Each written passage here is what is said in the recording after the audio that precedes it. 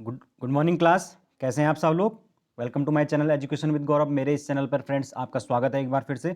आज की वीडियो में जो है हम भारतीय राज व्यवस्था के बारे में डिस्कस करने वाले हैं। काफ़ी इंपॉर्टेंट चीज़ें आज के वीडियो हम डिस्कस करने वाले हैं। जितने भी फंडामेंटल राइट्स हैं और ये सारी चीज़ें जो बहुत इंपॉर्टेंट है एग्जाम के लिए, वो हम डिस्कस करने वाले हैं। ओके, तो किस प्रकार से जो है वो कॉन्स्टिट्यूशन निर्माण हुआ है, वो चीज़ें भी हम डिस्कस करने वाले हैं। और फ्रेंड्स जो हैं बहुत सारे जो स्टूडेंट्स हैं वो नोट्स के लिए कह रहे हैं मेरे पास जीएस के।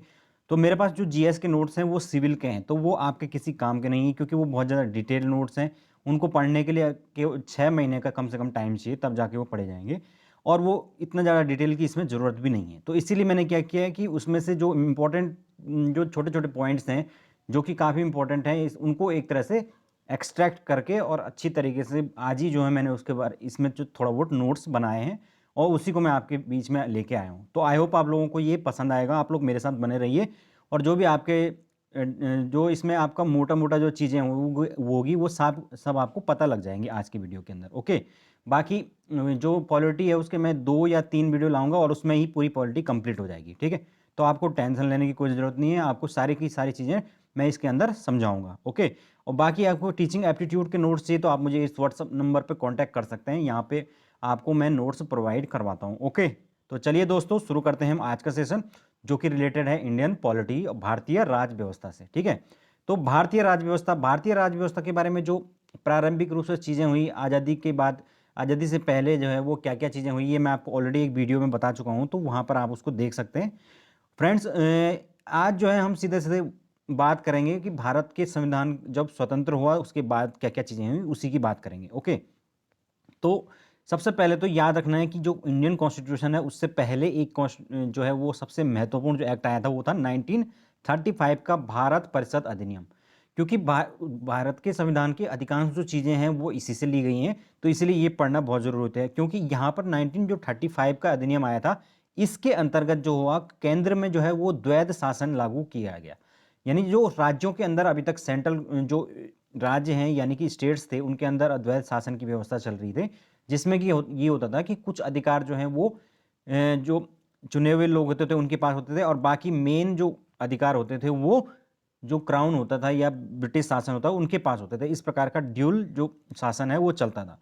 तो वो उस प्रकार का शासन जो है वो केंद्र में या सेंटर में लागू किया गया और प्रांतों में इस प्रकार के द्वैत शासन को समाप्त कर दिया गया 1935 के अधिनियम के तहत।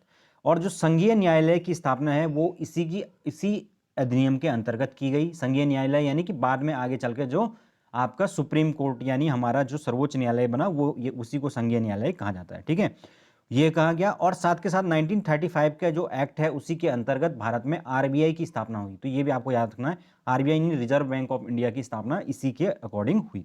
ठीक है, अब हम बात करेंगे कि जो भारत का संविधान है उसकी जो संविधान है सभा है उसमें क्या क्या चीज़ें हुई थी और उसका निर्माण किस किस प्रकार से हुआ था।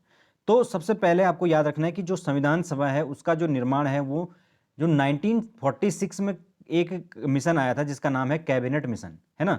इससे पहले जो है बहुत सारे मिशन आए, मैंने बताया था 1942 में क्रिप्स मिशन आया था। ओके, उसके बाद जो है बहुत सारे मिशन है जो आए ब्रिटिश की तरफ से, जो कि भारतीयों को मनाने के लिए आए, लेकिन यहाँ पर बात नहीं बन पाई थी क्योंकि मुस्लिम लीग जो है वो पूरी तरीके से बॉयकॉट करी थी। उनको पाकिस्तान की मांग जो है उनकी हो गई थी 1940 के बाद लगभग लगभग।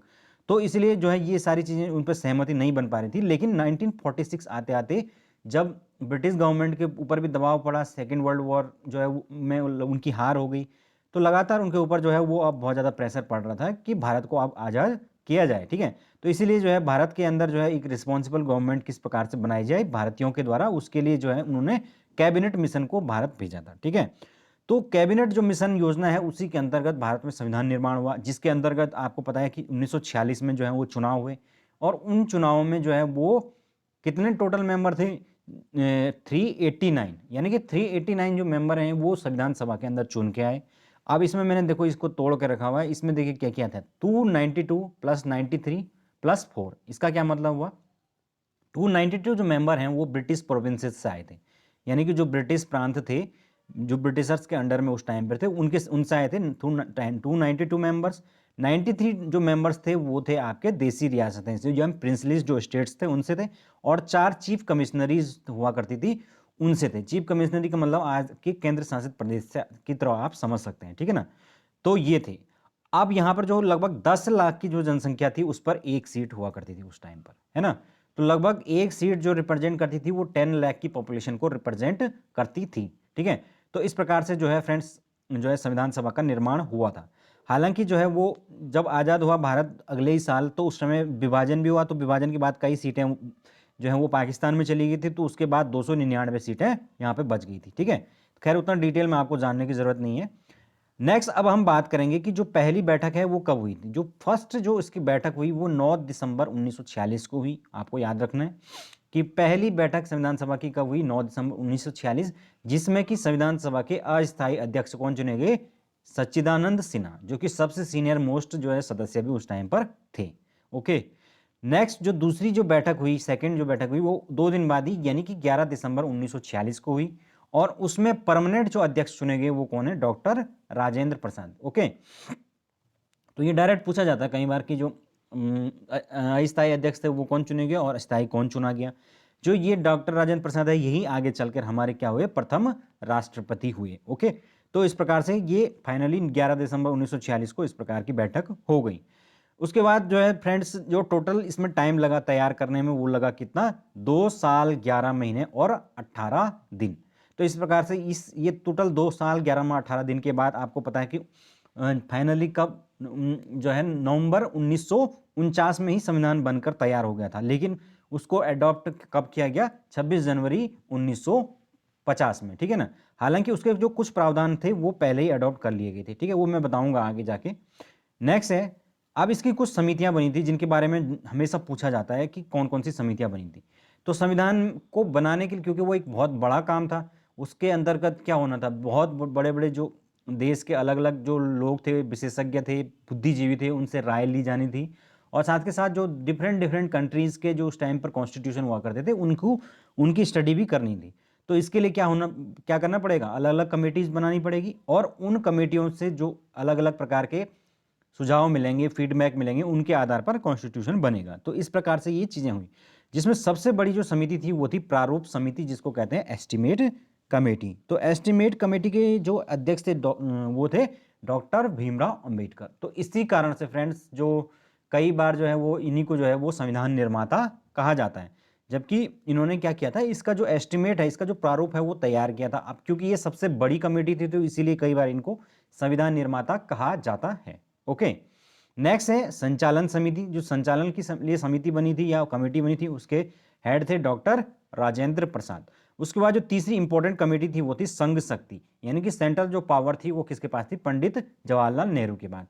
इसीलिए जो है आगे चल के जो है वो प्रधानमंत्री भी कौन बने, पंडित जवाहरलाल नेहरू बने। हालांकि जो है वो कांग्रेस के कहीं जो जब कांग्रेस में बैठक हुई थी तो उस टाइम पर जो है वो ज़्यादातर लोग जो है वो किसको, सरदार पटेल को जो है प्रधानमंत्री बनाना चाहते थे, लेकिन चूंकि गांधी जी जो चाहते थे कि वो पंडित नेहरू क्या बने, प्रधानमंत्री बने, तो इसलिए पंडित नेहरू को प्रधानमंत्री बनाया गया। ओके, तो नेक्स्ट जो हमारी कमेटी है वो है ध्वज समिति या झंडा कमेटी। इसके भी अध्यक्ष थे डॉक्टर राजेंद्र प्रसाद। नेक्स्ट हमारे पास जो इंपॉर्टेंट कमेटी है वो है मौलिक अधिकार एवं अल्पसंख्यक समिति। मौलिक अधिकार यानी जो हमें फंडामेंटल राइट्स मिले गए हैं, और जो माइनॉरिटी से संबंधित जो कमेटी थी उन सभी के जो अध्यक्ष थे वो थे सरदार पटेल, सरदार वल्लभ भाई पटेल। ओके, उसके बाद नेक्स्ट जो है हमारी प्रांतीय संविधान समिति। तो प्रांतीय यानी कि जो स्टेट्स के लिए जो कमेटी बनी थी उसके भी हेड कौन थे, सरदार पटेल। इसीलिए कहा जाता है कि इन्होंने भारत का एकीकरण किया था, क्योंकि वहां पर जब अलग अलग प्रकार के हमारे छोटे छोटे ये देसी जो रियासतें इतनी थी, ये इनको मिलाने का जो काम भारतीय संघ में किया वो किसने, सरदार पटेल के द्वारा ही किया गया। और जो नहीं मानते थे उनका ऊपर सैन्य बल का प्रयोग करके उनको जबरदस्ती मिलाया गया। ओके, यानी कि उनको एक तरह से आपके विलय पत्र पर हस्ताक्षर करने के लिए मजबूर कर दिया जाता था। ठीक है, तो इसलिए आज जो है इसीलिए इनको सरदार पटेल को लौह पुरुष के नाम से जाना जाता है, उनको भारतीय एकता का प्रतीक माना जाता है। इनके नाम पे इतना बड़ा जो है स्टैचू बनाया गया, स्टैचू ऑफ यूनिटी, आपको पता है गुजरात के अंदर है ना। तो ये सब इसीलिए किया गया। अब चलते हैं आगे। नेक्स्ट हम बात करने वाले हैं अब कि इसके अंदर जो है कुछ और चीज़ें हैं, जैसे 22 जुलाई 1947 को संविधान जो सभा है हमारी उसके द्वारा राष्ट्र जो ध्वज है हमारा उसको अपनाया गया था। तो ये इंपॉर्टेंट फैक्ट हो जाता है, राष्ट्र ध्वज को कब अपनाया गया, 22 जुलाई 1947। उसके बाद जो संविधान लागू होने से 2 दिन पहले 24 जनवरी 1950 को हमने राष्ट्रगान जो कि है जनगण गण उसको अपनाया था। उसके बाद है हमारा राष्ट्रीय गीत जो है वंदे मातरम, उसको अपनाया गया था। ओके, तो ये भी आपको इंपॉर्टेंट डेट आपको याद रखनी है। उसके बाद फ्रेंड्स इसके अंदर जो है बहुत सारे विवाद चले, जैसे कि जो प्रस्तावना है उसके अंदर बहुत सारी चीज़ें हुई, लेकिन बाद में ये जब संविधान लागू हुआ तो उसके कुछ टाइम बाद ही ये विवाद उठ गया कि जो ये संविधान की प्रस्तावना है यानी कि प्रेम्बल है, क्या ये संविधान का भाग है या नहीं है, यानी कि इसमें चेंज किया जा सकता है या नहीं किया जा सकता है। तो फिर इसमें कई प्रकार के केस चले और फाइनली जो इसमें पूरा वर्डिक्ट आया वो कब आया? केशवानंद भारती केस। ये बहुत ज़्यादा इंपॉर्टेंट है। यहाँ पर जो ये केशवानंद भारती केस था ये 1973 के अंदर आया था और इस केस में फाइनली जो सुप्रीम कोर्ट था उसने माना कि वास्तव में जो है वो प्रस्तावना किसका एक हमारे संविधान का एक अभिन्न अंग है। ओके, तो यानी कि आप क्या नहीं कर सकते, इसके अंदर संशोधन कर सकते हैं। और साथ के साथ इन्होंने यहाँ पर जो एक इंपॉर्टेंट कॉन्सेप्ट दिया था उसको कहते हैं आपका बेसिक स्ट्रक्चर। बेसिक स्ट्रक्चर का कॉन्सेप्ट यानी कि आप जो है वो संविधान के किसी भी भाग में संशोधन कर सकते हैं, संसद उसमें संशोधन कर सकती है, अमेंडमेंट कर सकती है, लेकिन उन सभी से जो है वो संविधान का क्या नहीं होना चाहिए, जो बेसिक स्ट्रक्चर जो है वो प्रभावित नहीं होना चाहिए। और बेसिक स्ट्रक्चर के अंदर क्या क्या चीज़ें आती हैं, जैसे कि आपका समानता, स्वतंत्रता, धर्मनिरपेक्षता, समाजवाद, ये सब चीज़ें जो हैं बेसिक स्ट्रक्चर का पार्ट हैं और भी बहुत सारी चीज़ें। तो ये चीज़ें चेंज नहीं की जा सकती हैं किसी भी कीमत पर। ओके, तो इसीलिए जो है ये प्रावधान 1973 से लगातार लागू है और ये केस जो है हमेशा याद किया जाता है, केशवानंद भारती वाद। ओके, उसके बाद जो है नेक्स्ट इंपॉर्टेंट चीज़ आपको याद रखनी है वो है जो 42nd अमेंडमेंट हुआ था, यानी 42वां संविधान संशोधन 1976 के अंतर्गत हुआ था। तो ये संशोधन जो है वो अब तक का सबसे बड़ा संविधान संशोधन माना जाता है। यहाँ पर जो है बहुत सी चीज़ें इसमें जोड़ी गई। सबसे पहले तो ये पूछा जाता है कि संविधान की प्रस्तावना में कौन सी 3 चीज़ें जोड़ी गई। तो 3 चीज़ें जो जोड़ी गई वो थी समाजवादी, पंथ निरपेक्ष और अखंडता, यानी कि सोशलिस्ट। सोशलिस्ट इसलिए जुड़ी गई क्योंकि भारत जो है वो तो उस समय जो है वो यूएसएसआर यानी कि तत्कालीन जो सोवियत रूस था उससे काफ़ी प्रभावित हुआ करता था और सोवियत रूस कैसा था, एक सोशलिस्ट कंट्री था। तो इसलिए भारत ने भी अपने संविधान के अंदर जो है वो समाजवादी शब्द को जोड़ा। समाजवादी का मतलब होता है कि समाज के जो गरीब से गरीब आदमी है वो उसको भी क्या मिले, वो सरकारी सेवाओं के माध्यम से वो अच्छा जीवन व्यतीत करे। ओके, तो ये होते हैं समाजवादी। दूसरे होते हैं पंथ निरपेक्ष या धर्मनिरपेक्ष। धर्मनिरपेक्ष तो आप समझते हैं कि प्रत्येक जो धर्म के लोग हैं उनको अपने आप को यहाँ पर वो रहने की आज़ादी है, अपना धर्म प्रैक्टिस करने की पूरी तरीके से आज़ादी है और फॉलो करने की आज़ादी है। ओके, फिर है अखंडता यानी इंटेग्रिटी, यानी कि भारत के संविधान के अंदर ये साफ साफ लिखा गया है कि प्रत्येक जो राज्य है वो क्या है, एक अभिन्न अंग के रूप में भारत के संविधान के अंदर उसको दिखाया गया है। यानी कि जो राज्य हैं उनको सेंटर से या संघ से पृथक होने की आज़ादी नहीं है, किसी भी कीमत पर नहीं है। ओके, और इसीलिए जो है भारत के अंदर जो है उपराष्ट्रवाद जैसी चीज़ें ना आए, यानी भारत के अंदर जो है वो अलगाववाद ना आए, इसलिए क्या किया गया है, भारत के अंदर सिंगल नागरिकता यानी एक एकल जो है नागरिकता का प्रावधान है, यानी एकमात्र सिटीजनशिप है इंडियन। जबकि कई देशों के अंदर जो अलग अलग जो स्टेट्स होते हैं उनकी भी अपनी अपनी नागरिकताएं होती हैं, लेकिन भारत के अंदर इस प्रकार की कोई प्रावधान नहीं है। ओके, तो आपको ये चीज़ें याद रखनी है। नेक्स्ट हम बात करने वाले हैं संविधान की कुंजी। तो संविधान की कुंजी जो है वो किसको कहा गया है, प्रस्तावना को, क्योंकि इस प्रस्तावना के को हम जब पढ़ते हैं तो उसमें वो सारी की सारी बातें हैं जो कि संविधान के अंदर दी गई हैं, जिनका विस्तार संविधान के अंदर है, उन्हीं की एक शॉर्ट चर्चा जो है वो किसके अंदर है, प्रस्तावना के अंदर है। ओके, प्रेम्बल के अंदर। तो प्रेम्बल आप सब लोग पढ़ लेना। उसके बाद हम बात करेंगे कि जो सबसे इंपॉर्टेंट चीज़ें इसमें पूछी जाती हैं वो है संविधान के स्रोत यानी कि सोर्स। भाई अलग अलग जो चीज़ें जो हमारे संविधान के प्रावधान हैं वो अलग अलग देशों से लिए गए हैं, कोई कहीं से लिया गया, कोई कहीं से लिया गया, और कुछ चीज़ें जो हैं वो 1935 का जो हमारा ऑलरेडी अधिनियम था जो हमने शुरू में बात की उससे ली गई हैं। तो इसीलिए जो है इनके बारे में चीज़ें पूछी जाती हैं। ओके, तो आपको ये चीज़ें भी याद रखनी है। अब हम देखते हैं कि कौन कौन सी चीज़ें कहाँ कहाँ से ली गई हैं। सबसे पहले हम बात करेंगे गणतंत्र। गणतंत्र यानी कि रिपब्लिक। रिपब्लिक का मतलब क्या होता है, देखो रिपब्लिक उसको कहते हैं ऐसा देश जिसका संवैधानिक जो प्रमुख होता है वो चुन कर आता है, उसको हम रिपब्लिक कहते हैं। जैसे भारत का संवैधानिक प्रमुख कौन होता है, राष्ट्रपति, और वो चुन कर आता है। तो इसीलिए भारत एक क्या है, रिपब्लिक स्टेट है। जबकि अगर हम ब्रिटेन की बात करें तो ब्रिटेन एक डेमोक्रेसी है, लेकिन क्या रिपब्लिक है, नहीं है, क्योंकि वहाँ के संवैधानिक प्रमुख कौन होता है, राजा और रानी इस तरीके के होते हैं। ओके, तो इसीलिए जो है वो आप कह सकते हैं कि भारत एक रिपब्लिक है लेकिन ब्रिटेन एक रिपब्लिक नहीं है। तो जो रिपब्लिक का कॉन्सेप्ट है वो हमारे देश में के संविधान में कहाँ से आया, फ्रांस से लिया गया है। ठीक है, नेक्स्ट हमारे पास आता है मौलिक अधिकार या फंडामेंटल राइट। दूसरा न्यायिक पुनरावलोकन यानी कि जुडिशियल रिव्यू, संविधान की सर्वोच्चता, महाभियोग, वित्तीय आपातकाल, राष्ट्रपति का अधिकार। तो ये सारी की सारी चीज़ें हमने ली है कहाँ से, USA, United states of America से। ठीक है, तो मौलिक अधिकार फंडामेंटल राइट्स, इसके बारे में तो अभी हम पढ़ने ही वाले हैं। दूसरी चीज़ जो है इसमें लिखी हुई मैंने वो है न्यायिक पुनरावलोकन, जिसको हम कहते हैं जुडिशियल रिव्यू। अब न्यायिक पुनरावलोकन क्या होता है फ्रेंड्स? न्यायिक पुनरावलोकन का मतलब है कि अगर भारत के संविधान के अंतर्गत कोई भी जो है वो संसद कानून बनाती है और वो जो कानून होता है वो भारत के नागरिकों के किसी फंडामेंटल राइट का उल्लंघन करता है, उसका वायलेशन करता है, तो उसके आधार पर जो है वो न्यायालय के अंदर उसको चुनौती दी जा सकती है। और न्यायालय के अंदर जब उसको चुनौती दी जाएगी, चैलेंज किया जाएगा, तो वहाँ पर न्यायालय उसकी क्या करेगा, संवैधानिकता की जांच करेगा। सुप्रीम कोर्ट उसकी जांच करेगा कि वो कहाँ तक, किस सीमा तक जो है वो क्या करता है, वो हमारे जो राइट्स हैं उनका वायलेशन करता है। और जो भी सीमा होगी जहाँ तक वो वायलेट करता होगा वो उसको क्या करेगा, नल एंड वॉइड घोषित करेगा। या हो सकता है कि पूरा ही कानून इस प्रकार का हो जो कि नागरिकों के अधिकार को कुचलता हो, तो वो पूरा ही कानून जो है उसको नल एंड वॉइड कर सकते हैं।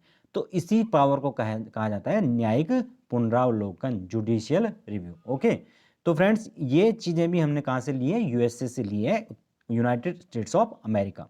उसके बाद संविधान की सर्वोच्चता, हम जानते हैं कि भारत के संविधान के अंदर कौन सर्वोच्च है। ये भी क्वेश्चन कई बार आता है कि सर्वोच्च कौन है, क्या राष्ट्रपति सर्वोच्च है, क्या प्रधानमंत्री सर्वोच्च है, क्या न्यायालय सर्वोच्च है, क्या कार्यपालिका सर्वोच्च है, या संविधान सर्वोच्च। तो फ्रेंड्स सबसे सर्वोच्च कौन है, संविधान है, यानी कॉन्स्टिट्यूशन, उससे ऊपर कोई नहीं है। बाकी जितने भी अंग सरकार के होते हैं, तीनों अंग, वो इसके अंडर में है, चाहे वो सेना है या कोई भी है, वो संविधान से ऊपर नहीं है। ठीक है, फिर है महाभियोग यानी कि आपका इम्पीचमेंट। तो इम्पीचमेंट तो आप समझते हैं, जैसे कि आपने देखा होगा आजकल जो डोनाल्ड ट्रंप है उनके ऊपर फिर से इम्पीचमेंट हो गया, और अपने कार्यकाल में 2 बार इम्पीचमेंट पाने वाले वो पहले राष्ट्रपति बन चुके हैं। ओके, तो इस प्रकार की जो चीज़ें होती हैं ये राष्ट्रपति को हटाने की प्रक्रिया होती है। अभी भारत में किस प्रकार से होती है ये अभी मैं आगे बताऊंगा आपको। तो फ्रेंड्स ये भी हमने यूएसए से ली है। फिर आता है वित्तीय आपातकाल, यानी कि फाइनेंशियल जब इमरजेंसी लगाई जाती है, यानी किसी भी दौर में अगर भारत या कोई भी देश अगर फाइनेंशियल रूप से जो है वो अनस्टेबल है, तो वहाँ पर फाइनेंशियल इमरजेंसी घोषित की जा सकती है। तो वो हो गया। राष्ट्रपति के जो अधिकार हैं वो अभी हम डिस्कस करेंगे आने वाले टाइम में। ओके, तो फ्रेंड्स ये सारी चीज़ें हमने ली गई हैं यूएसए से। फिर नेक्स्ट हमारे पास आता है प्रस्तावना, यानी कि जो हमारी संविधान की प्रस्तावना होगी, समवर्ती सूची। 3 प्रकार की सूचियाँ होती है, संघ सूची, राज्य सूची और समवर्ती सूची। ठीक है, तो समवर्ती सूची में ऐसे विषय होते हैं जिस पर सेंट्रल और स्टेट गवर्नमेंट दोनों ही कानून बना सकते हैं। ओके, तो ये हमने लिया है फ्रेंड्स ऑस्ट्रेलिया से। केंद्र राज्य संबंध ये भी हमने लिया है ऑस्ट्रेलिया से। ओके, फिर नेक्स्ट जो है हमारे पास इंपॉर्टेंट चीज आती है नीति निर्देशक तत्व, DPSP, directive principle of state policy. अब ये क्या होते हैं ये मैं आप बताऊंगा आगे जाके। तो ये जो डीपीएसपी है ये हमने आयरलैंड के कॉन्स्टिट्यूशन से लिया, ये बहुत ज़्यादा पूछा जाता है। फिर राष्ट्रपति जो है हमारे राज्यसभा के अंदर कुछ मेंबर्स को क्या करते हैं, इलेक्ट मेंबर को नॉमिनेट करते हैं। कितने मेंबर को करते हैं, 12 सदस्यों को। ओके, तो ये जो पावर होती है या ये जो कानून का प्रावधान है ये कहाँ से लिया गया, ये भी आयरलैंड से लिया गया है। ओके, फिर हमारे पास है संघीय व्यवस्था। संघीय व्यवस्था और राज्य और केंद्र के बीच में शक्तियों का विभाजन। तो ये बहुत पूछा जाता है कि जो फेडरल सिस्टम है हमारा, संघीय व्यवस्था है जिसके अंदर सेंट्रल गवर्नमेंट अलग काम करती है, स्टेट गवर्नमेंट अलग होती है, और स्टेट और सेंट्रल गवर्नमेंट आपस में कोऑर्डिनेशन करके सरकारें चलाती हैं। तो ये चीज़ें कहाँ से ली गई है, तो ये कनाडा से हमने ली है। ओके, और दोनों के बीच में पावर्स का सेपरेशन कैसे होगा, पावर डिवीजन कैसे होगा, ये सब चीज़ें हमने कनाडा के संविधान से लिया है। ओके, फिर है हमारे पास विधि द्वारा स्थापित प्रक्रिया। तो विधि द्वारा स्थापित प्रक्रिया का मतलब होता है कि ऐसी प्रक्रिया का पालन करना जो कि रूल ऑफ लॉ के द्वारा दी गई है। यानी कि प्रत्येक वो चीज़, जैसे कि अब अगर कानून के अंदर बात की गई कि भाई कोई जो है अपराधी जो है वो फ्री घूम रहा है क्योंकि उसके ऊपर क्या नहीं है, दोष सिद्ध नहीं हो सका है। यानी कि कानून जब तक किसी को जो है वो दोषी नहीं मानता है तब तक उसको भारत के अंदर जो है अपराधी नहीं माना जा सकता है। तो इसी को कहते हैं विधि द्वारा स्थापित प्रक्रिया, और उसी प्रक्रिया के अनुसार जो है वो सारे काम किए जाते हैं। तो ये हमारे जापान से हमने इसको लिया है। ओके, फिर है हमारे पास नेक्स्ट संसद का प्रावधान, एकल नागरिकता, विधि निर्माण। तो ये हमने कहाँ से लिया है? ब्रिटेन से। भाई जो ब्रिटेन है उसका हमारे साथ, हमारे देश के अंदर जो है वो लगभग 200-300 सालों तक, 200 सालों तक शासन रहा। तो जब धीरे धीरे उन्होंने क्या किया, कॉन्स्टिट्यूशन का निर्माण शुरू किया।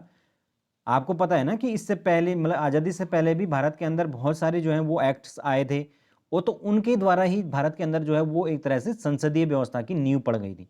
तो इसीलिए भारत ने जो है आज़ादी के बाद भी जो है वो अध्यक्षीय व्यवस्था को नहीं अपनाया, बल्कि संसदीय व्यवस्था को ही अपनाया। ओके, तो संसदीय जो व्यवस्था है और एक ही नागरिकता होगी पूरे देश के लोगों की, ये हमने ब्रिटेन से लिया है, यानी कि यूके से लिया है। ओके, नेक्स्ट है रूस, यूएसएसआर। तत्कालीन जो रूस है उसको यूएसएसआर बोला जाता था, सोवियत संघ रूस।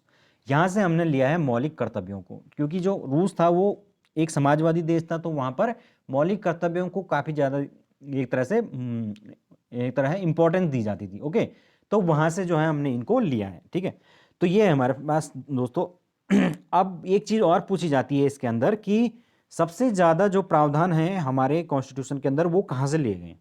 तो सबसे ज़्यादा जो प्रावधान है हमारे कॉन्स्टिट्यूशन के अंदर वो 1935 का जो एक्ट बना था उससे लिए गए हैं, और वो लगभग कितने, 250 अनुच्छेद हैं। ओके, 250 आर्टिकल्स हमारे सीधे सीधे कहाँ से लिए गए हैं, जो 1935 का अधिनियम था। इसीलिए जो है कई बार जो है कई जो निर्माता हैं, संविधान निर्माताओं के साथ जो सलाहकार थे, उन्होंने भारतीय संविधान को क्या कहा है कि ये इन्होंने हूबहू 1935 का जो एक्ट था उसी को कॉपी कर दिया है। ओके, लेकिन ऐसा नहीं था। ओके, हम ऐसा नहीं मान सकते हैं, क्योंकि बहुत सारी चीज़ें इसमें नहीं है।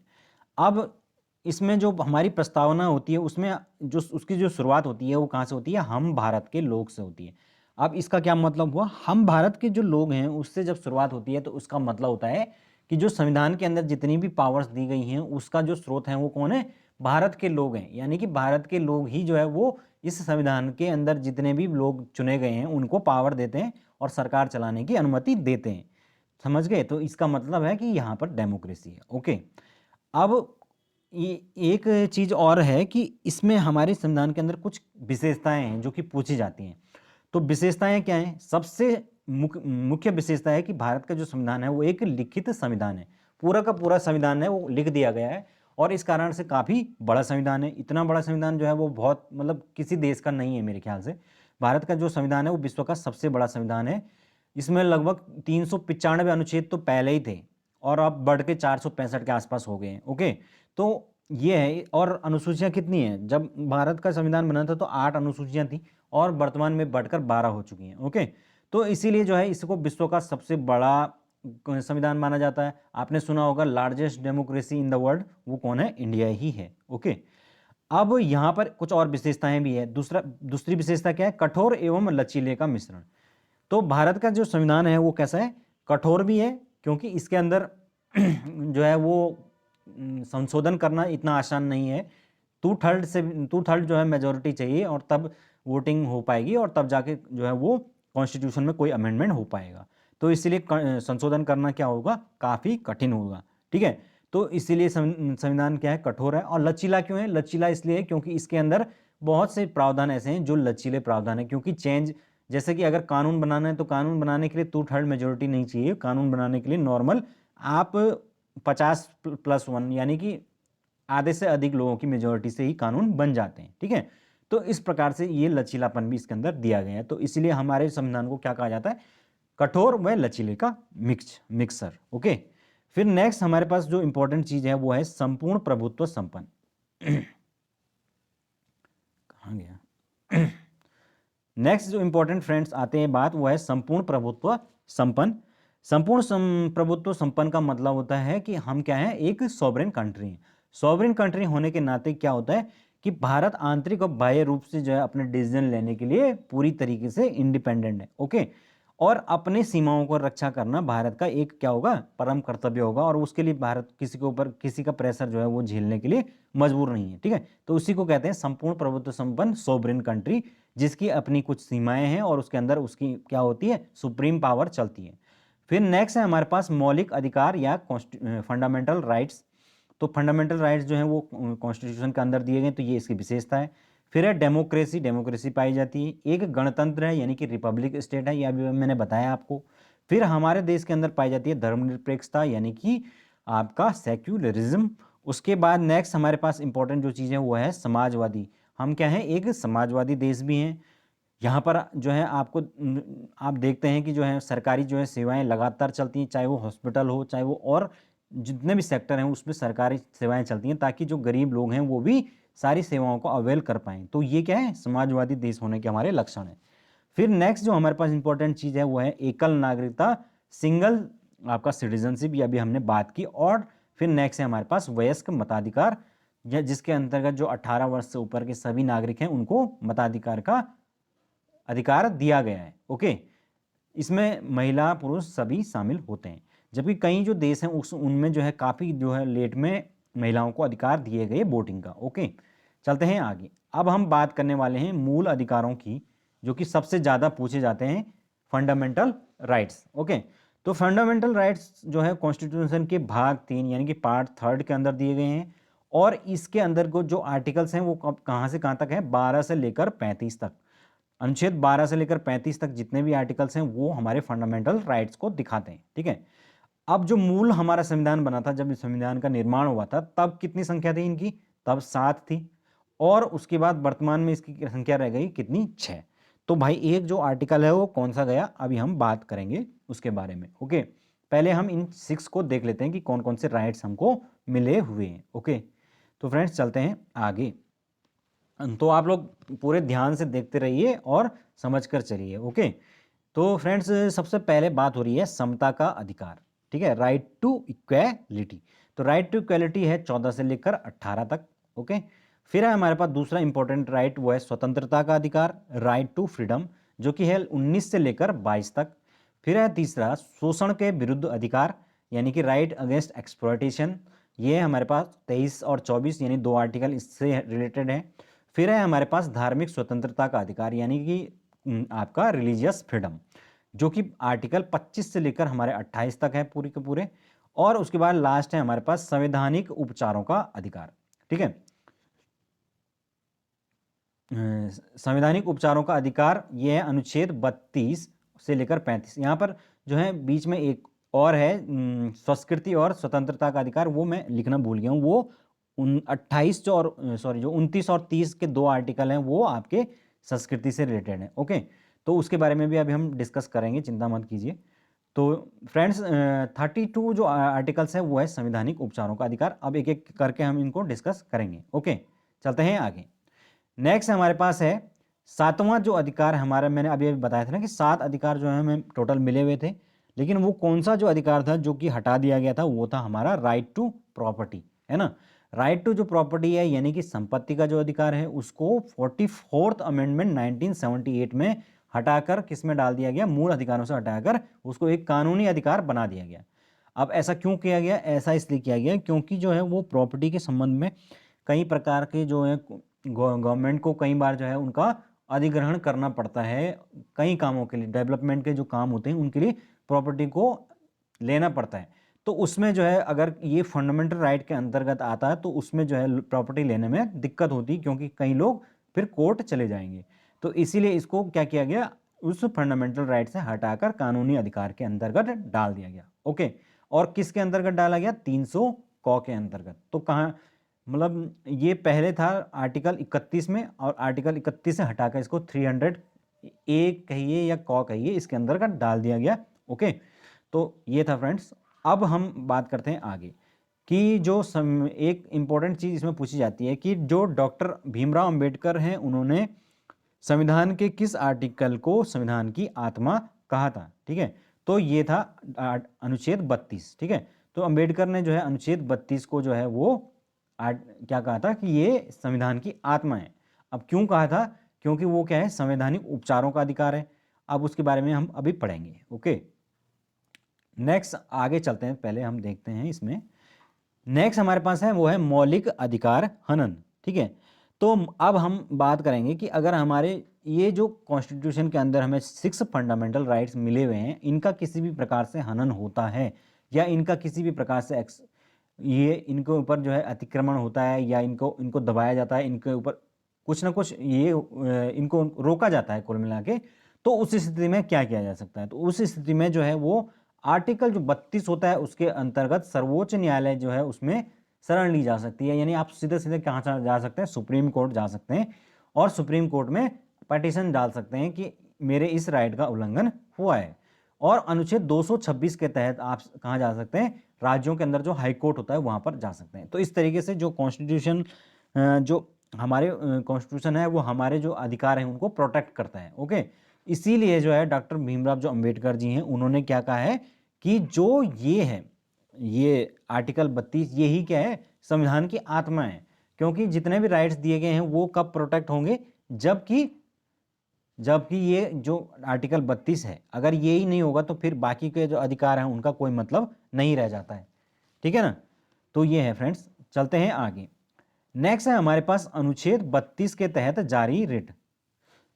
अनुच्छेद जो 32 है यानी कि आर्टिकल 32 है हमारे पास, उसके तहत जो है वो कौन कौन सी रिट जारी की जा सकती है। ओके, तो फ्रेंड्स इसके अंतर्गत जो हमारे पास जारी रिट्स हैं वो अब सबसे पहले तो यही देख लेते हैं कि जो रिट है वो क्या चीज़ होती है। ठीक है, क्योंकि सबसे पहले ये पता होना जरूरी है, तभी हम जानेंगे कि रिट के अंतर्गत होगा क्या और रिट से क्या फायदा होता है।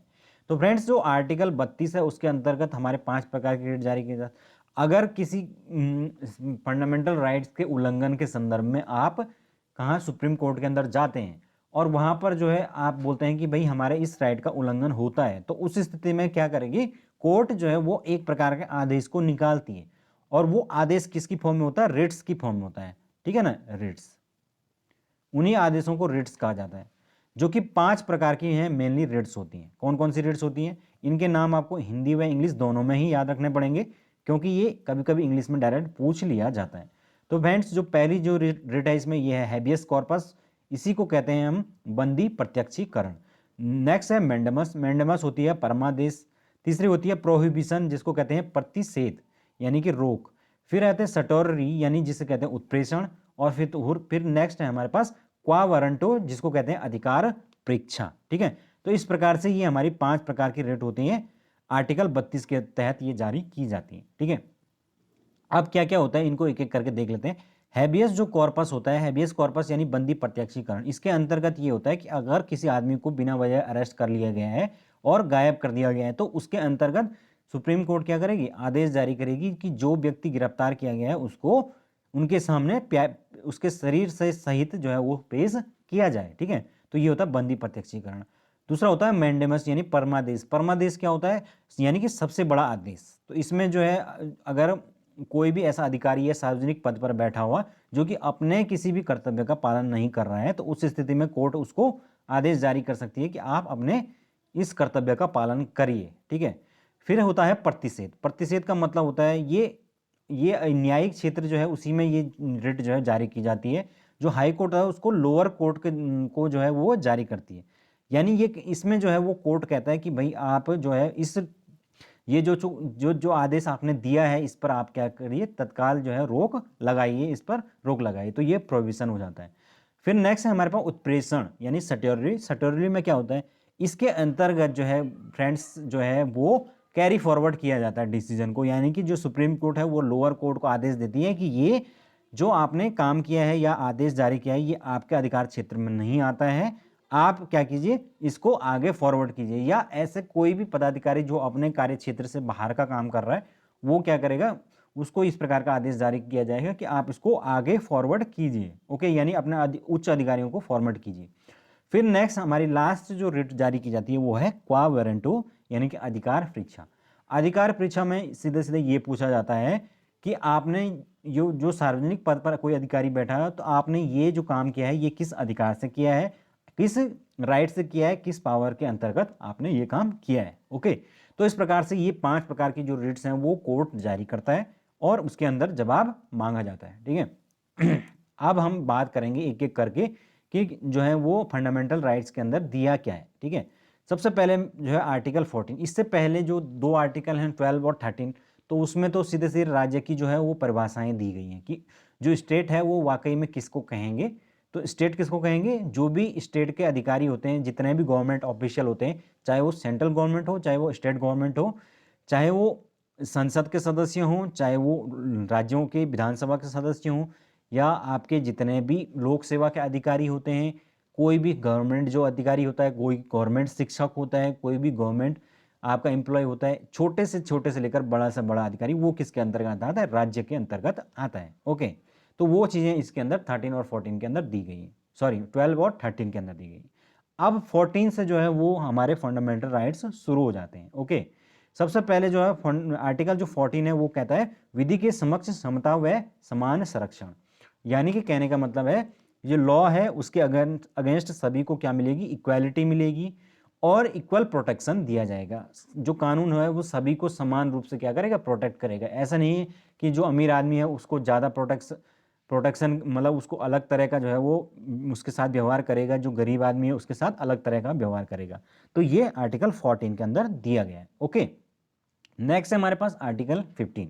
आर्टिकल जो 15 है वो कहता है धर्म, मूल वंश, जाति हो गया, लिंग हो गया, जन्म स्थान हो गया, इन सभी के आधार पर जो है भेदभाव नहीं किया जाएगा।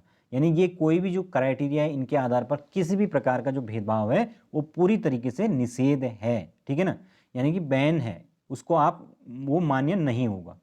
समझ गए? यानी कहीं पर भी पूरे देश के अंदर वो किसी भी सेक्टर के अंदर इन सभी के बेसिस पे आप भेदभाव नहीं कर सकते। हालांकि इसमें कुछ चीज़ें जो है वो फिर जो है वो अलग अलग इसके अंदर सब आर्टिकल्स के अंदर दी गई हैं। जैसे कि इसके अंदर फिर बोला गया है कि जो महिलाएं और बच्चे हैं उनके लिए कई जगहों पर क्या हो सकता है? विशेष उपबंध किया जा सकता है ना।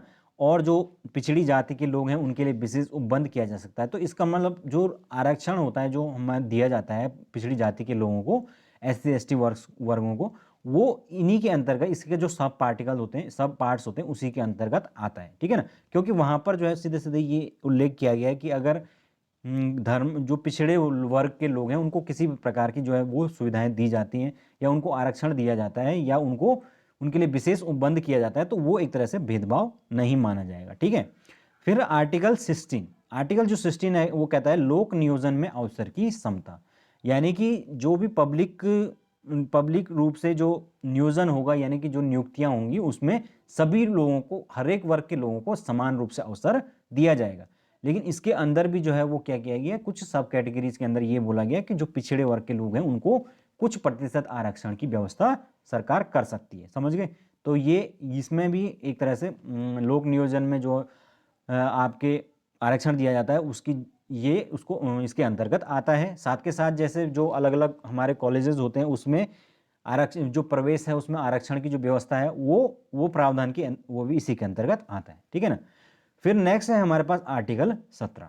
आर्टिकल जो 17 है 17 जिसको कहते हैं वो है हमारा अस्पृश्यता का अंत, यानी कि एबोलिशमेंट ऑफ अनटचेबिलिटी। ठीक है, और साथ के साथ आता है सिविल राइट प्रोटेक्शन एक्ट। तो सिविल राइट जो प्रोटेक्शन एक्ट इसी के अंतर्गत बना था जो कि 1955 में बना था। ठीक है, जब इसको कहा जाता था कि ये क्या है? अस्पृश्यता उन्मूलन अधिनियम है। बाद में इसका जो नाम है वो 1976 के एक्ट में जो है वो चेंज करके सिविल राइट प्रोटेक्शन एक्ट कर दिया गया, जहां पर कि आप क्या करेंगे, इसमें प्रावधान है कि अगर किसी भी प्रकार का कोई अस्पृश्यता यानी कि अनटचेबिलिटी किसी के ऊपर शो करता है तो वो क्या होगा? वो स्वीकार्य नहीं है, मतलब वो कानूनी रूप से दंडकारी होगा। ओके, फिर जो है नेक्स्ट हमारे इसमें इसी के अंतर्गत जो है जो एक कानून बना है वो है SC ST act 1989। SC ST जो एक्ट 1989 है उसके अंतर्गत अगर आप किसी व्यक्ति या किसी अनुसूचित जाति जनजाति या पिछड़े वर्ग के व्यक्ति के लिए जो जाति सूचक शब्द है इस प्रकार का इस्तेमाल करते हैं तो उसके अंदर आपके ऊपर जो है वो केस दर्ज हो सकता है। ठीक है, तो ये SC ST एक्ट में प्रावधान इस प्रकार का है। ओके, नेक्स्ट है हमारे पास आर्टिकल 18। आर्टिकल जो 18 है वो क्या करता है? उपाधियों का अंत, यानी कि आप किसी भी प्रकार की स्पेशल कोई उपाधि जो है वो नहीं लगा सकते अपने नाम के आगे। जैसे उस टाइम पर जो है बहुत सारी उपाधियां लगाई जाती थी, जैसे सर हो गया, नाइटहुड हो गया, इस प्रकार की विशेष राय बहादुर, इस तरह की जो उपाधियां होती थी ये लगाई जाती थी। तो इससे क्या होता था, जो आम आदमी है और जो स्पेशल आदमी है उसके बीच में एक क्या होगा? एक अंतर क्रिएट हो जाएगा। तो ये भी क्या होगा? फिर इक्वालिटी को खत्म कर देगा। तो इसी चीज को खत्म करने के लिए क्या किया गया? इस प्रकार का प्रावधान किया गया कि कोई भी उपाधि नहीं लगाई जाती। हालांकि इसमें जो है कुछ एक्सेप्शन भी है, जैसे कि खेल हैं, जो सेना है, उस तरह इनमें जो है वो कई तरह की उपाधियां दी जा सकती हैं, लेकिन उनमें भी जो है आपने नाम के आगे इस प्रकार का उसका इस्तेमाल नहीं कर सकते हैं, ठीक है ना। जैसे कि आपको अगर पद्मश्री मिला है, पद्म विभूषण मिला है, या आपको जैसे सचिन है, सचिन को भारत रत्न मिला है, तो वो अपने नाम के आगे सचिन, भारत रत्न सचिन इस प्रकार से नहीं लगा सकता है, ठीक है। तो इस प्रकार से ये चीज़ें होती हैं, ये इसके अंतर्गत बोली गई, ओके। और इसके अंतर्गत जो बाकी की जैसे साहित्य के क्षेत्र में जो उपाधियां हैं वो कुछ जो फिक्स हैं वो ही दी जा सकती हैं। जैसे कि आपका कौन कौन सी होती हैं, पद्मश्री, पद्म पद्म विभूषण, पद्म भूषण और पद्मश्री, इस प्रकार की ये कुछ उपाधियां होती हैं, ये दी जा सकती हैं। नेक्स्ट है, आगे चलते हैं। नेक्स्ट हमारे पास है आर्टिकल 19। आर्टिकल जो 19 है वो वेरी इंपॉर्टेंट है, वो है अभिव्यक्ति वह विचार अभिव्यक्ति की जो स्वतंत्रता है हमारे हमें, कि हम अपने जो विचार हैं वो क्या कर सकते हैं, कहीं भी रख सकते हैं, सम्मेलनों को बुला सकते हैं, भाषण कर सकते हैं, गोष्ठी करते हैं, सभा सम्मेलन कर सकते हैं, ये सारी की सारी चीज़ें इसके अंतर्गत आ जाती हैं, ठीक है ना। प्रेस की जो फ्रीडम है वो भी इसी के अंतर्गत आती है, तो आपको याद रखना है। तो नेक्स्ट है हमारे पास आर्टिकल 20। आर्टिकल जो 20 है उसमें कहा गया है अपराध एवं दोष सिद्धि संबंध में संरक्षण, ठीक है। तो यहाँ पर यह है कि अगर आप किसी अपराध के दोष में जो है वो अरेस्ट होते हैं तो उस संबंध में भी जो है वो कुछ ना कुछ प्रोटेक्शन दिया गया है। जैसे कि फॉर एग्जांपल किसी को अपने ही खिलाफ जो है वो गवाही देने के लिए इसके अंतर्गत मजबूर नहीं किया जा सकता है, ठीक है। साथ के साथ जो दंड होता है वो तत्कालीन प्रचलित कानून के तहत दिया जाएगा, न कि अगर उसके बाद कोई कानून बनता है तो उसके अंतर्गत दिया जाएगा, है ना। जैसे किसी को अभी सजा हो रही थी, अभी के कानून के अंतर्गत होगा। अगर उस केस को बढ़ते बढ़ते 20 साल हो गए और वहाँ पर कोई नया कानून बनता है तो उसके अंतर्गत उसको सजा नहीं मिलेगी। तो इस प्रकार के इसके अंदर प्रोटेक्शन दिए गए। फिर है नेक्स्ट आर्टिकल 21। आर्टिकल जो 21 है ये वेरी इंपॉर्टेंट है। यहाँ पर बात की जाती है किसकी, प्राण एवं दैहिक स्वतंत्रता का अधिकार। तो यहाँ पर प्राण और दैहिक स्वतंत्रता का मतलब होता है कि आपके जो लाइफ है, आपकी जो लाइफ है उसका जो प्रोटेक्शन है, उसकी गारंटी जो है वो आपको संविधान देता है, ठीक है। यानी कि आप भारत के अगर टेरिटरी के अंदर हैं तो आपके हैं सुरक्षित हैं, और आपकी जो लाइफ है वो पूरी तरह से प्रोटेक्ट है, ऐसी गारंटी कौन देता है, संविधान देता है आर्टिकल 21 के तहत, ओके। और ये आपका फंडामेंटल राइट है, समझ गए। अगर आपका जो ये राइट है ये छीना जाता है तो वो सिर्फ और सिर्फ किस कारण से छीना जाएगा, अगर आप किसी दोष, आपके ऊपर कोई दोष सिद्ध होता है और आपको मृत्युदंड यानी कि जो है वो आपको डेथ पनिशमेंट दी जाती है, केवल केवल उसी कंडीशन में जो है वो आपसे जो है वो आपका राइट टू लाइफ छीना जा सकता है। उसके अलावा और कोई भी कारण हो उसमें आपका राइट टू लाइफ नहीं छीना जा सकता है, ठीक है। तो इस तरीके से जो है ये आपका आर्टिकल 21, समझ गए। तो फ्रेंड्स ये आर्टिकल 21 जो है बहुत इंपॉर्टेंट है, और इसी के अंदर जो है वो सबसे लेटेस्ट जो चीज़ जोड़ी गई है वो है निजता का अधिकार, यानी कि राइट टू प्राइवेसी, क्योंकि ये 2017 के अंदर ही जो है इस प्रकार का जोड़ा गया है। जहाँ पर जो है वो काफ़ी जो है विवाद चला था, जब आधार बिल जो है आया था, आप लोगों ने वो कंट्रोवर्सी उन दिनों सुनी होगी। उस टाइम पर जो है बहुत सारे लोगों ने विरोध किया था कि आधार जो बिल है उसके अंतर्गत क्या किया जा रहा है, बहुत सारा जो डेटा है लोगों का, फिंगरप्रिंट हो गया, आपके रेटिना का प्रिंट, इस तरह की चीज़ें ली जा रही हैं। तो इससे क्या होता है, राइट टू प्राइवेसी का जो है वो उल्लंघन हो रहा है। तो ये इसमें जो है फिर कई सुप्रीम कोर्ट है उसमें बैठी थी, उन्होंने जो है इस चीज़ को माना कि आर्टिकल 21 के अंतर्गत जो है निजता जो है वो क्या है, एक प्रकार का राइट टू आपका फंडामेंटल राइट है, ठीक है ना। और फ्रेंड्स इसी के बाद जो है इसमें एक और चीज़ जोड़ी गई थी इससे पहले, वो है आर्टिकल 21A, जो मैं कई बार बता चुका हूँ आपको, right to free and compulsory education. 86 जो अमेंडमेंट हुआ था 2002 के अंदर, और इसी के अंतर्गत जो है बाद में क्या हुआ, फिर RTI कानून, सॉरी RTE जो कानून हमारा आया राइट टू एजुकेशन वाला 2009 में, 2010 से लागू हुआ, तो वो इसी के अंतर्गत फाइनली आया था, ठीक है। तो यहाँ पर जो है सीधे सीधे आर्टिकल 21A के अंदर इसको बोल दिया गया कि भाई जो आपका जो फंडामेंटल राइट है वो क्या है कि फ्री एंड कंपलसरी एजुकेशन 6 से 14 साल के बच्चों को मिलनी ही चाहिए, ठीक है। तो ये है। नेक्स्ट हमारे पास है आर्टिकल 22। आर्टिकल जो 22 है वो है गिरफ्तारी एवं निवारक निरोध जो है उसके संबंध में संरक्षण। अब ये क्या होता है, गिरफ्तारी यानी कि आपको अगर किसी भी केस के अंदर गिरफ्तार किया जाता है, ठीक है, तो वहाँ पर भी आपको कुछ प्रोटेक्शन है। जैसे कि आप क्या कर सकते हैं, 24 घंटे के अंदर आपको क्या किया जाएगा, निकटतम जो मजिस्ट्रेट होगा उसके सामने जो है वो पेश करना अनिवार्य होता है। तो ये इसके अंदर कुछ प्रावधान होते हैं। उसके अलावा निवारक निरोध का मतलब होता है प्रिवेंशन डिटेंशन। कई जो कैदी होते हैं या कोई जो लोग होते हैं वो इस कानून के तहत जो है वो गिरफ्तार किए जाते हैं, प्रिवेंशन डिटेंशन, इसमें क्या होता है कि जैसे अगर गवर्नमेंट को लगता है कि कोई जो है ऐसा व्यक्ति है जो क्या करेगा, जिसके बाहर होने से जो है वो कानून व्यवस्था में कोई दिक्कत आ सकती है या भविष्य में ये कुछ ना कुछ उत्पाद कर सकता है, तो उसको क्या किया जाता है, डिटेंशन के अंतर्गत, इस कानून के अंतर्गत अंदर कर लिया जाता है। ठीक है, लेकिन इसमें भी क्या है, 3 महीने तक उसको रख सकते हैं, उसके बाद जो है उसका रिव्यू करना जरूरी होता है और उसके बाद जो है फिर से एक्सटेंड किया जा सकता है। ठीक है, तो ये जो प्रिवेंशन डिटेंशन है, इसी के अकॉर्डिंग ये इसमें जो है वो तरह तरह के जो कानून है वो बनाए गए। ठीक है ना, बहुत सारे विवाद इसके अंतर्गत होते रहे। जो प्रिवेंशन डिटेंशन है उसी के अंतर्गत आपने देखा होगा हाल ही में जो जम्मू कश्मीर के जो नेता हैं उनको अरेस्ट किया गया है। ठीक है, जैसे कि महबूबा मुफ्ती हो गया, उमर अब्दुल्ला हो गया, ये सारे नेता इसी के अंदर अरेस्ट किए गए हैं। और इसके अंतर्गत जो बहुत सारे कानून भी हैं इसके अंदर, जैसे पोटा हो गया। पोटा क्या था, खैर अब तो ये नहीं है, प्रिवेंशन ऑफ टेररिज्म एक्ट, पोटा, जिसके अंतर्गत जो संजय दत्त थे उनको अरेस्ट किया गया था। ठीक है, तो इसके अंदर जो गिरफ्तार होता था उनके जो है वो बेल होना भी बहुत ज़्यादा मुश्किल हो जाता था। तो ये था पोटा कानून। उसके अलावा रासुका आपने सुना होगा, जिसको एनएसए यानी नेशनल सिक्योरिटी एक्ट भी कहा जाता है। तो ये भी एक तरह से बहुत ज़बरदस्त कानून है, जिसके अंतर्गत अगर कोई गिरफ्तार होता है तो उसमें उसको छुड़ाना बहुत ज़्यादा मुश्किल हो जाता है। ठीक है, तो ये है हमारे पास आर्टिकल 22। ठीक है, नेक्स्ट हमारे पास है आर्टिकल 23। आर्टिकल 23 जो है वो कहता है मानव दुर्व्यापार व बलात् श्रम का निषेध।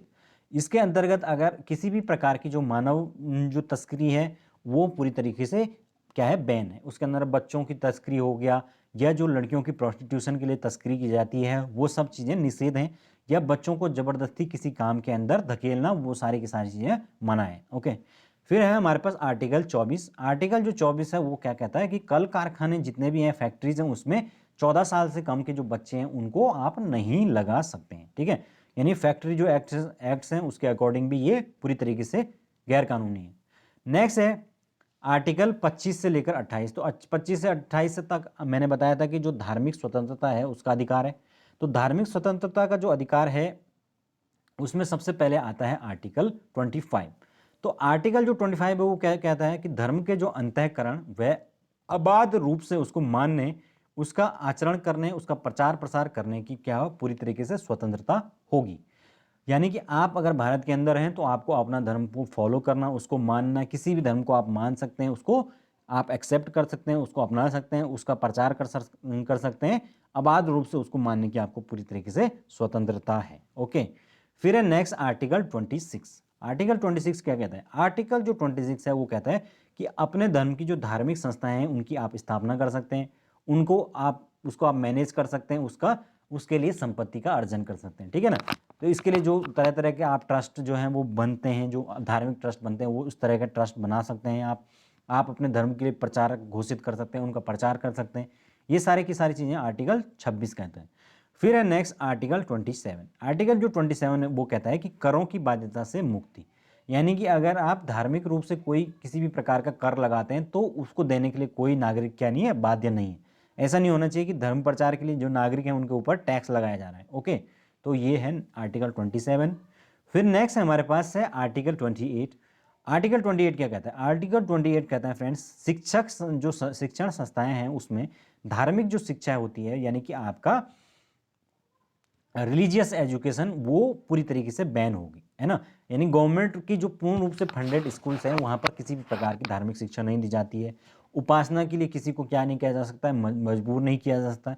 हालांकि जो है जो और रीजनल संस्थाएं होती हैं, जैसे कि जो किसी ट्रस्ट के अंडर में है, जैसे विद्या भारती ट्रस्ट के अंदर में हमारे स्कूल्स होते हैं, विद्या मंदिर वगैरह, या आपके जो मदरसा होते हैं, या जो अदर संस्थाएं होती हैं, मिशनरीज स्कूल होते हैं, इनके अंदर जो है वो धार्मिक शिक्षा प्रदान की जा सकती है। ठीक है, तो ये कुछ कॉन्सेप्ट हैं आर्टिकल 28 के अंदर।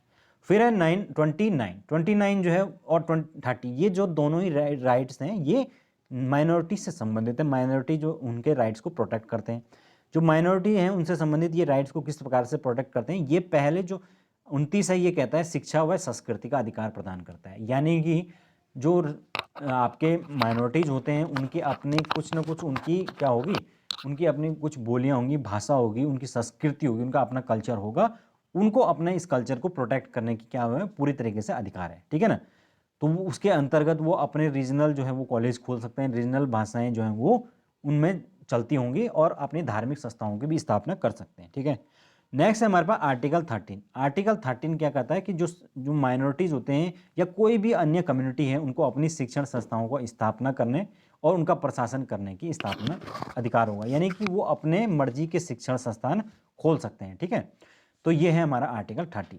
फिर 31 जो है मैंने बताया था राइट टू प्रॉपर्टी था, इसको हटा दिया गया था। और लास्ट में आता है आर्टिकल 32। तो आर्टिकल 32 के अंतर्गत जो है वो आता है संवैधानिक उपचारों का अधिकार, राइट ऑफ कॉन्स्टिट्यूशनल रेमेडी। तो राइट ऑफ कॉन्स्टिट्यूशनल रेमेडी में मैंने बताया था कि आर्टिकल के अंदर आप सीधे सीधे कहाँ जा सकते हैं, सुप्रीम कोर्ट में शरण ले सकते हैं। सुप्रीम कोर्ट में शरण लेने से क्या होगा, कोर्ट आपको प्रोटेक्ट करेगा, किस आपके राइट को प्रोटेक्ट करेगा, उसके लिए क्या करेगा, रिट जारी करेगा, या अलग जो अधिकारी होते हैं उनको किसी भी प्रकार का आदेश देगा। ठीक है ना। अगर आपको लगता है कि आपको किसी से जान का खतरा है तो आप क्या कर सकते हैं, सीधे सुप्रीम कोर्ट में अपने लिए प्रोटेक्शन मांग सकते हैं, आपको प्रोटेक्शन दिया जाएगा। ठीक है, तो इस प्रकार से ये काम चलता है।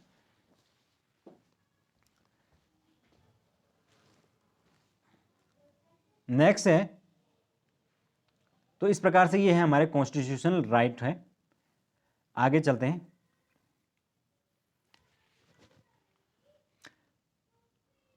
नेक्स्ट है फ्रेंड्स, इसके अंदर हम बात करने वाले हैं वो है नीति निर्देशक तत्व यानी कि डीपीएसपी, जिसको कि संविधान के भाग 4 के अंदर जो है वो डाला गया है। तो ये क्या होते हैं, ये भी बहुत इंपॉर्टेंट होते हैं। जो डीपीएसपी है यानी कि director principle of state policy, ये 36 से लेकर 51 तक दिए गए हैं। तो इसमें क्या है कि जब संविधान जो है वो बना था उसके अंतर्गत क्या किया गया कि जो संविधान के सारे प्रावधान जब उस टाइम पर लागू किए गए तो उसमें कुछ चीज़ें ऐसी थी कि जो संविधान निर्माता चाहते थे कि ऐसी चीज़ें हो भविष्य के अंदर, लेकिन उस टाइम पर जो है न तो उतने ज़्यादा हमारे पास संसाधन थे, न उतना पैसा था।